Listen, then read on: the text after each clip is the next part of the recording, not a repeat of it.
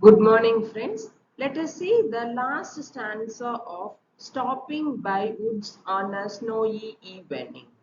So, the lines from stanza 4. The woods are lovely, dark and deep, but I have promises to keep. So, here in this picture, the two pictures, it represents the darkness of the forest and the brightness of the forest. It means the darkness, it is represents the night time, and the brightness, it represents the daytime of the forest. So here there is a conflict between the two nature, that is like when it is the conflict between the two period, that is the who attracts more, so the daytime or the night time by the woods. So it is represents the woods like sometimes good or sometimes bad. So here it is a promise, and it is a the wood symbolizes the wildness, madness, and the conflict about the time of the period. So, but these woods does not have a particular wild. So sometimes woods are represents the border of the village. So we'll see about the last two lines. So and miles to go before I sleep, and miles to go before I sleep. So the last lines of the stanza, it represents the symbolisms of the life of the woods, and it shows the sleep. So here it sleeps means the end of the life, or the life of the beauty. So here the miles to go. So here it represents the symbolic life of a person. See, it is a beautiful life, and we have something to be done in this world.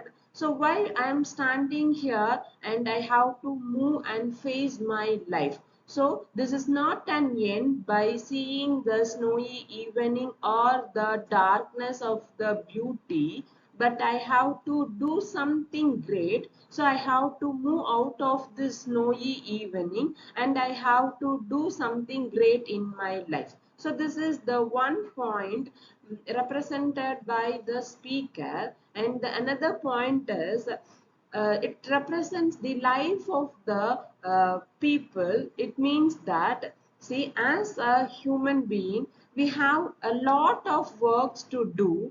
We should not stand as it is, and we have to keep moving with the future and the life to enjoy the enjoy with the nature. So it represents the two life of a people. When we stand alone or when we stand up in a place, it doesn't mean that it stops. It has a wild life to live, and it is all about the person who selects whether the person is going for a milestone or to sleep. So sleep, it is also represents of the end of the life. So we can see the two conflicts between the people. And here Jawaharlal Nehru has represents these two lines as a poetic line, and it represents the life of the people, and we have to move forward. So this is how the fourth stanza is concluded by Robert Frost. So the conclusion is like the poem ends with the speaker reminding himself of the promises he must keep and the long journey he still has to make. So this shows that while nature and rest are important, he must continue with his life and fulfill what he has committed to. The final lines, and miles to go before I sleep, suggest both a literal journey and the deeper meaning of life's responsibilities before death. So the poem leaves a clamp, yes, throughout feeling about balancing duty, rest, and duty.